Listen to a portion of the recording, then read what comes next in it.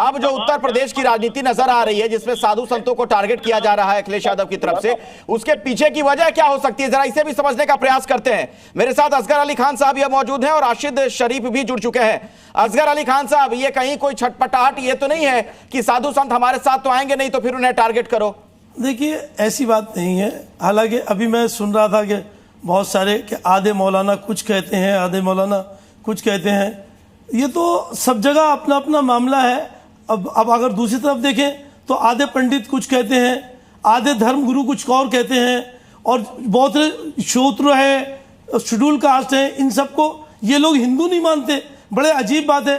ये अल्लाह का शुक्र है हमारे यहाँ ये है, सब बराबर है। मुसलमान कोई किसी भी जाति का कुछ भी है, मुसलमान है, काफी है। वो एक साथ एक लाइन में एक जगह खड़ा होगा। इन जैसे धर्मगुरु जो है वो आपस में भी नफरत फैलाते हैं। अब सुन लीजिए, अरे सुनिए अखिलेश साहब, आपके अरे भाई रो मत, ये पसमानदा रो मत भाई, धर्मगुरु को अधिकार दोगे? अरे धर्मगुरु जी रो मत, अरे पसमानदा, अरे रो मत, अभी सुन लो, पहले पसमानदा बात तो सुन लो। आप पसमानदा हैं क्या? अरे पसमानदा के लोग पहले, अरे बात तो सुन लो भैया। तुम जो हो जिनको बेचारों को हिंदुओं को हिंदू नहीं मानते, अरे सबको मानते हैं, आपको पता ही नहीं है। कैसे साले संत रविदास से लेकर के कैसे लोग हो तुम? धन्ना पीपा सारे संत हमारे जो है, जिन साधु संतों की बात कर रहे हैं, सुनो पहले। हम मंदिर में जाएंगे, आप सुन लो। अब दूसरा सवाल रहा आज की, अरे सुन लो, खामोश रहो जरा, सुन लो एक बात। अरे खामोश करने के लिए छोड़ो जरा, खामोश आपके हमदान नहीं करते हैं। आप बोलो ना, आप अपनी बात बोलो। डर के बने राकेश त्रिपाठी जी के पास अब जाऊंगा बात करने के अलावा। अरे बैठो यार, तुम खामोश थोड़ी देर। आप खामोश मत करना भाई साहब, खामोश वाले दो मीटिंग खामोश हो गए भाई। कौन सी खामोश वालों को खामोश हो गए नेताजी ने कर ली, कौन सी इसमें परेशानी क्या है बताइए? परेशानी, अरे जरा से धर्मगुरु जी, मालूम है कितने बड़े हो तुमने ही वहां पे पिटाई भी करवाई थी अपनी एक चैनल पे, इसीलिए यही बात है। व्यक्तिगत आप लोग हो जाते हैं भाई, व्यक्तिगत मत हुआ करिए, एक मुद्दे पे हो रही है, विशेष पे बात नहीं हो रही है। राकेश त्रिपाठी जी करी थी, मुझे मालूम है। ठीक है, राकेश त्रिपाठी जी, अरे भाई हो गई असगर जी, आपकी बात हो गई। राकेश त्रिपाठी जी, अगर साधु संतों को लेकर बार-बार इस तरह की बात कही जा रही है अखिलेश यादव की तरफ से, इसके पहले भी कुछ इस लाइन पर बयान दिए गए थे जब कथावाचकों के लिए कहा गया था कि ये पैसे लेते हैं, इसके पीछे क्या कुछ खास आपको राजनीति नजर आती है, कुछ खास पैटर्न दिखता है? राकेश त्रिपाठी जी, देखिए अखिलेश जी, ये बात अखिलेश यादव ने क्यों कही? अखिलेश यादव क्यों साधु संतों पर ही इतना मुखर होकर के उनकी आलोचना करते हैं? 2 दिन पहले अखिलेश यादव जी एक मस्जिद में गए थे मीटिंग करने के लिए, उनके साथ डिंपल जी भी गई थी, और डिंपल जी को लेकर के तमाम आपत्तिजनक बातें तमाम मौलानाओं ने कही हैं। कैसी कैसी बातें कही हैं, मुझे लगता है वो टीवी पर कहने लायक भी नहीं होती हैं। लेकिन एक समाजवादी पार्टी के किसी प्रवक्ता, किसी कार्यकर्ता, किसी नेता ने, स्वयं अखिलेश जी ने किसी मौलाना के खिलाफ बयान नहीं दिया। यानी पत्नी का भी अपमान अगर कोई मौलाना कर देगा तो भी उसके खिलाफ एक शब्द नहीं बोलेंगे। क्यों? खतरा है, वोट बैंक बिदक जाएगा। लेकिन जानते हैं कि हिंदुओं को तो जाति में तोड़ना है ना, इसलिए साधु संत जो जातियों को तोड़ने का काम करते हैं, सबको एकजुट करने का काम करते हैं, इन साधु संतों पर हमला बोलने का काम करो। ये जो कथावाचक हैं, ये कथावाचक समाज को जोड़ने का काम कर रहे हैं, इसलिए इन पर हमला करो। हिम्मत नहीं हुई है कि एक भी मौलाना मुफ्ती के खिलाफ, जो मौलानाओं ने डिंपल यादव के पहनावे को लेकर के तमाम आपत्तिजनक बातें कही हैं, उन आपत्तिजनक बातों का समाजवादी पार्टी की ओर से विरोध हो। और ये तमाम इस्लामिक स्कॉलर बैठ के नाम पर जो लोग बैठे हुए हैं ना, असगर अली खान बैठे हैं, राशिद शरीफ बैठे हैं, ये सैयद मसूद बैठे हैं, किसी की हिम्मत हो कि कोई कहे कि जो मस्जिद में डिंपल यादव के जाने पर तमाम मौलानाओं ने आपत्ति की है वो निंदनीय है, वो नहीं की जानी चाहिए थी? क्या डिंपल यादव के मस्जिद में जाने पर राशिद शरीफ आप बोलेंगे? राशिद शरीफ आप मुझे सुन पा रहे हैं? आपको इस बात जी आपको इस बात पे एतराज है? हाँ बोलिए बोलिए। राकेश त्रिपाठी जी आप लोगों को चैलेंज कर रहे हैं कि उस पर कुछ बोलिए ना, जो मौलानाओं ने आपत्तिजनक टिप्पणी की है। नहीं सर, बिल्कुल। अरे क्यों क्यों किससे डरना है सर? हमको जो गलत है वो तो गलत बोलेंगे ना।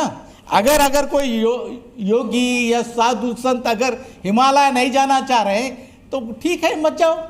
अगर सियासत में आना चाह रहे हैं, अगर उनको मलाई दिख रही है तो आके खा दो मलाई। अगर योगी जी है सो अपने घर परिवार को नहीं देख के सबका साथ, सबका विकास, सबका फलाना फलाना कर रहे हैं। यही समस्या है इस देश के अंदर कि जिनको सियासत में मलाई दिखाई देती है, अपने भाई संत को सियासत में मलाई नहीं दिखाई देती।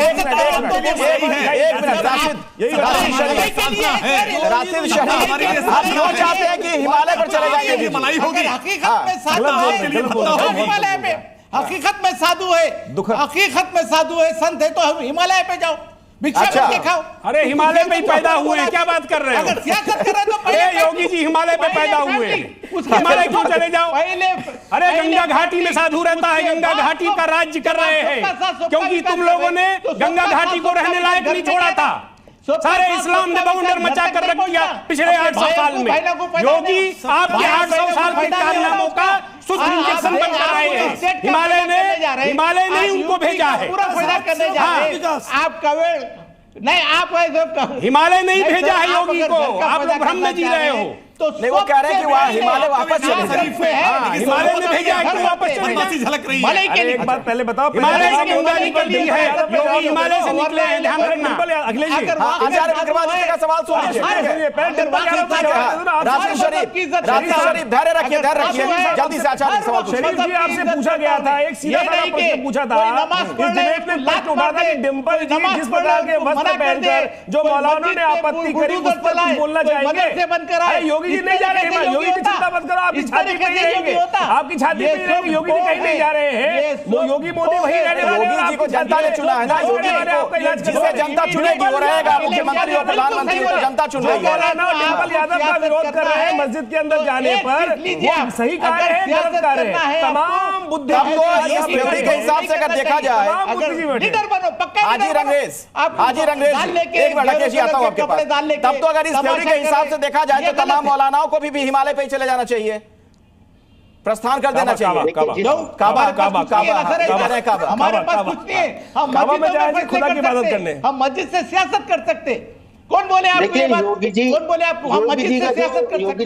हम मस्जिद से सियासत कर सकते हैं, क्या बोल रहे हैं? मैं समझ नहीं पाया, दोबारा बोलिए।